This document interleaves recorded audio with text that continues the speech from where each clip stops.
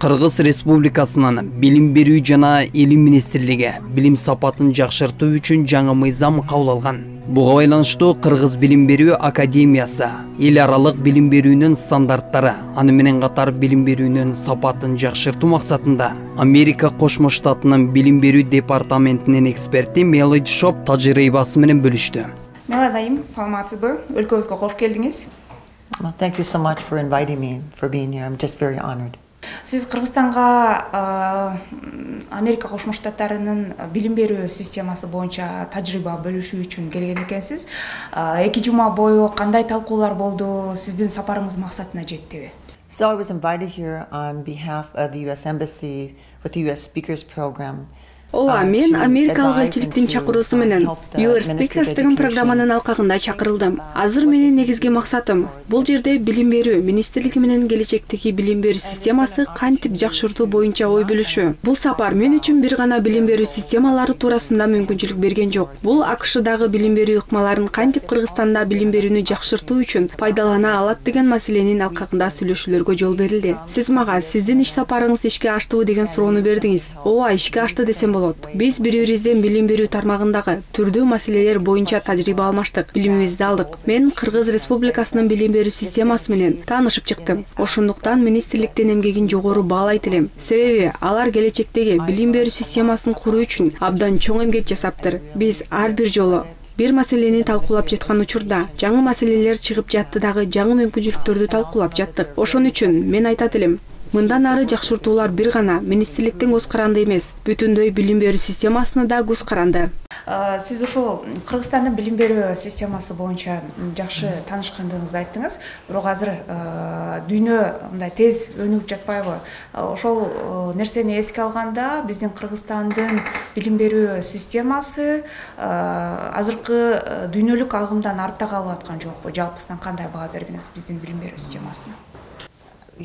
Here's one of the things that I believe is really Кыргызстанда байкаган нерселерим билим берүүдө бул абдан ыраттуу система экен. Себеби ыраттуу дегеним бул структуралаштырылган билим берүү системасы стандартташтырылган, бир иретке келтирилген жана мугалимдерди даярдоо процесси да өз жолуна салынып, структурага ылайык жүргүзүлөт экен. Эми биздин азыркы суроого ылайык айтсам, бул структуралаштыруу деген кээде тоскоолдуктарды да жаратат. Себеби азыркы замандын талаптарына ылайык структуралаштыруу окуучулардын күн тартибине ылайык башка чара кылып түзүүгө жол бербейт. Ошондуктан азыркы дүйнөдө болуп жаткан билим берүүдөгү агымдар окуучуларга икемдүүлүк берип, чыгармачылыгын жана өзгөчө көз карашын өркүндөтүүгө карата шарт түзүш керек.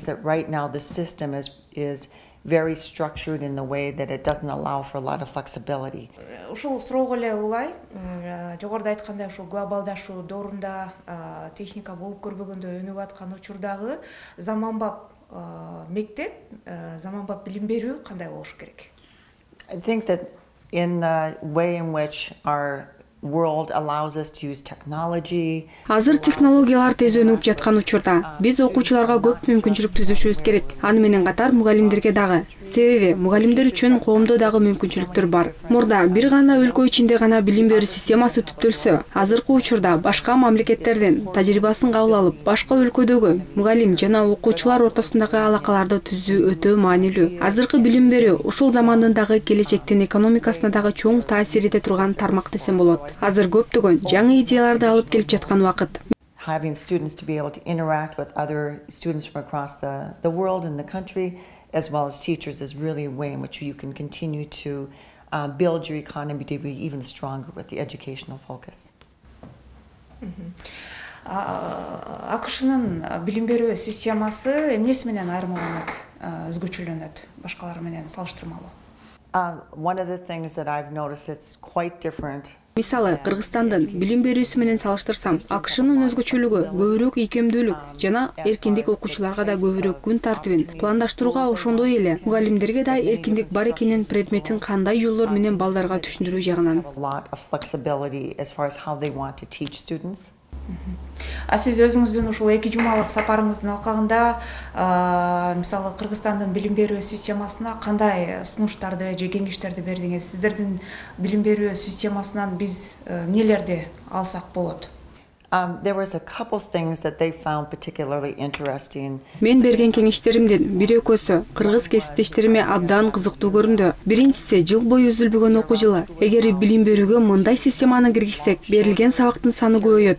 Экинчиден, окуу процессинин ортосундагы үзгүлүктөр азыраак болот дагы, ар бир предметти окуп чыгуу үчүн көп убакыт болот. Дагы бир кызыктуу делген идея бир топ талкууларды жаратты. Биздин ортобузда бул кош кредиттик системасы деп аталат. Мында жогорку класстын окуучулары өздөрүнүн өтүп жаткан сабактардын ийгиликтүү экзамендерин тапшыруу аркылуу кийинки колледждин деңгээлиндеги кээ бир кредиттерди мектепте окуп жатып алып койсо болот. Демек, дүйнө боюнча абдан кызуу талкууларды жаратып жаткан маселе жогорку класстын окуучуларына көбүрөөк мүмкүнчүлүк жана эркиндик берүү. Билсеңиздер, бизде АКШда милдеттүү бала бакчага баруу, ага кошумча 12 жылдык мектептеги билим берүүгө бул жалпысынан 13 жылдык билим берүү системасы барабар болот. Бул маселе дагы дүйнөдө макул жана каршы болгон ача пикирлерди жаратууда.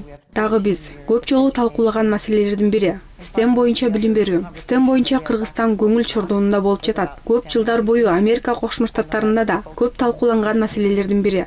STEMдин негизги максаттары балдарга расмий билим берүүсүнөн сырткары дагы өзүнүн билимин арттыруу мүмкүнчүлүктөрүн арттыруу өзгөчөлүгүн өзүнө камтыйт. Жогоруда дагы бир тактоочу суроо, үзгүлтүксүз окуу процесси жөнүндө айттыңыз. Бул биздеги каникулдар жөнүндө сөз болуп атабы ошондо? Be the same amount of days in the year? Жөнөкөй түшүндүргөндө 3 айлык эс алуу убактысын толук кандуу жокко чыгарат дагы. Ал система боюнча 6 жума эс алуусу мүмкүн. Жана кайра окуу жылы башталат дагы ар бир чейректин ортосунда 1 жумадай эс алууга чыгат. Ошондо окуучулар окуу процессине көпкө түшүп калат. Breaks the whole year up a little bit longer for continuous sort of learning. Эми соңку суроо, кайра эле жогоруда берилген суроолорго кайрылууга туура келип атат. Жалпысынан сиз Кыргызстандын билим берүү системасына, стандарттарына кандай баа бердиңиз? Дагы деле ошол мезгил агымынан калып жаткан жокпу биздин система? I think that seeing what the task force has done.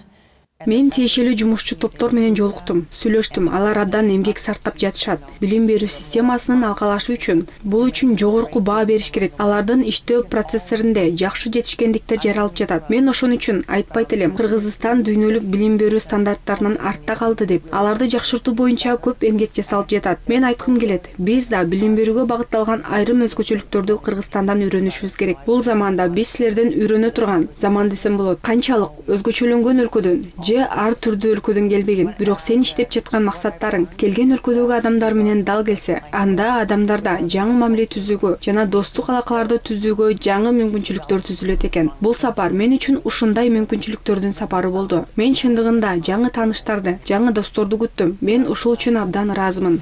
I'm so thankful for the opportunity. Биринчи жолу келип атабыз. Is it your first time here? Yes, it is. Yeah. Yes. I love it. Рахмат сизге. Thank you very much. You're very welcome. Бизге убакыт бөлгөндүгүңүзгө мындан аркы ишиңизге ийгилик каалайбыз. Кыргызстанда дагы күтөбүз. Кыргыз билим берүү академиясынын вице-президенти Мелисбек Мозолманов билим берүүнүн сапатын жакшыртууга багытталган тажрыйба алмашуунун алкагындагы алгылыктуу иштерди белгиледи. Мелисбек мырза, бул ушул билим берүү стандарттары боюнча атайын ушул АКШдан эксперттер чакырып, алардын тажрыйбалары менен баягы өздөрүнүн тажрыйбалары менен бөлүшүп аткан экен. Бул эмне максатта биздин баягы билим берүү системасы үчүн эмне алып келет? Кандай иш-чараларды уюштурдуңуздар 2 жума алкагында? Рахмат. Бардыгына маалым, 2023 жылы 11 августта Кыргыз Республикасынын президенти Садыр Нуркожоевич тарабынан анын жарлыгына ылайык, 179 жарлыгына ылайык билим берүү жөнүндө мыйзам өзгөргөн. Ага ылайык билим берүү жаатындагы бир топ нормативдик укуктук актылар, анын ичинде мына ошол мектептик жалпы билим берүүнүн стандарты, андан сырткары предметтик стандарттар өзгөрөт. Биз мына ошолорду өзгөртүүдө заманыбыздагы учурдагы түрдүү чакырыктарды, жаңылыктарды кошуу максатында өзүбүздүн Кыргызстандагы практик, мыкты, тажрыйбалуу мугалимдердин тажрыйбасынан сырткары өзүбүздүн мына акыркы жылдары ПИЗАнын жыйынтыгында алдыңкы болуп жаткан жакын өзүбүздүн жан жакы элибиздеги чыгыш өлкөлөрүн, андан сырткары Европа өлкөлөрүн, андан сырткары мына ушул Америка өлкөсүндө дагы тажрыйбаларды үйрөнүп атабыз. Бир эле АКШнын тажрыйбасын гана үйрөндүк деп айта албайбыз, бирок мына ушул элчиликтин жардамы менен атайын бир эл аралык эксперт Мелоди Шоп деген айым келип, биз менен атайын тажрыйба бөлүшүп, ошол эле мезгилде биздин стандарттарда, предметтик стандарттарда бир эле биздин Кыргыз билим берүү академиясынын кызматкерлери эмес, атайын мугалимдер бар, университеттен мугалимдер бар, практик мугалимдер бар. Мына ошолордун жумушчу топ менен жалпы жонунан ала турган нерселери жөнүндө, аларда өзгөчөлүктөр жөнүндө ошол 10 күндүк окуу болду. Бул буйруса жогоруда айткандай заман талабына ылайык предметтик стандарттар иштеп чыгууга абдан жакшы бир бай бир тажрыйба болот. Кимдер окутулду бул менин алкагында? Мен жогоруда айткандай предметтик стандарттар иштөө үчүн атайын жумушчу топтор бар. Анын ичинде биздин кызматкерлер бар, андан сырткары усулчулар бар, методисттер, илимдин кандидаттары, ошол эле мезгилде жогорку окуу жайдын адистери бар. Андан сырткары албетте бул аны ишке ашыра турган практик мугалимдер дагы бар, тажрыйбалуу мугалимдер. Мына ошол жумушчу топтордун мүчөлөрү ушул Бишкек шаарында, ушул айланада болгондордун дээрлик баардыгын мүмкүн болушунча чакырып, ушул тажрыйбаны угууга аракет кылдык. Жана ошол эле мезгилде мындан сырткары дагы бир топ тажрыйбаларды дагы өзүбүз дагы окуп, учурда ошонун үстүнөн иштеп атабыз. Сиз жогоруда айтпадыңызбы, бизде жаңы билим берүү боюнча жөнүндөгү мыйзам жаңыланган, анда жаңы стандарттар кирет депчи. Бул кандай стандарттар? Эмне жаңычылык мыйзам аркылуу? Эми билим берүү мыйзам аркылуу бир топ эле айтылып атат. Ал эми биздин ошол мектептик билим берүүнүн, жалпы билим берүүнүн мектептик билим берүү стандартында мында ошол орто мектепти бүткөн, Кыргызстанда орто мектепти бүткөн окуучунун моделинен тартып, анын кандай компетенттүүлүктөргө ээ болуш керек, ошолордон бери жалпы жазылат. Андан сырткары андагы негизги компетенттүүлүктөр ошол предметтер аркылуу ишке ашкан үчүн анын ичиндеги ички мазмуну, албетте ал жерде 2022-жылы кабыл алынган, буга чейин кабыл алынган стандартка кошумча, алымча болуп атат.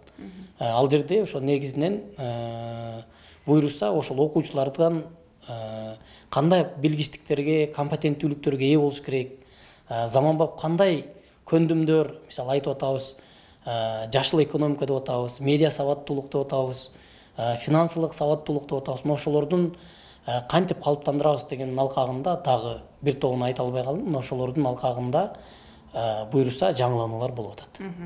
Жогоруда Мелоди айым айтпадыбы, бир канча сунуштарды бериптир да, биздин билим берүү стандарттары боюнча. Кайсысын мында кабыл алсак болчудай, жасасак болчудай? Эми аны азыр дароо эле мен муну жасай алабыз деп айта албайм, анткени ар бир жогоруда айткандай бизде 34 предметтик стандарт бар. Мына ошонун ар бирине ар түрдүү сунуштар айтылды. Албетте ал жактан негизинен үйрөнө турган нерсе ошол учурда деле билим берүү жана илим министрлиги тарабынан бизге кайра байма-бай айтылып аткан ошол профилдик окутууга багыт алуу, андан сырткары ошол окуучулардын күндөлүк турмуштагы пайдалануу боюнча функционалдык сабаттуулук деп коебуз. Мына ошонусуна көбүрөөк басым жасоо жагын биз мүмкүн болушунча ушул биздин стандарттарга киргизүүгө аракет кылуудабыз. Жакшы, рахмат сизге. Билим берүү боюнча тажрыйба алмашуунун жыйынтыгында жаңы багыттарды белгилөө менен кемчиликтерди жоюулар каралып, эки өлкө билим берүүдө бири-биринен үйрөнө турган көп нерселер бар экенин аныкташты.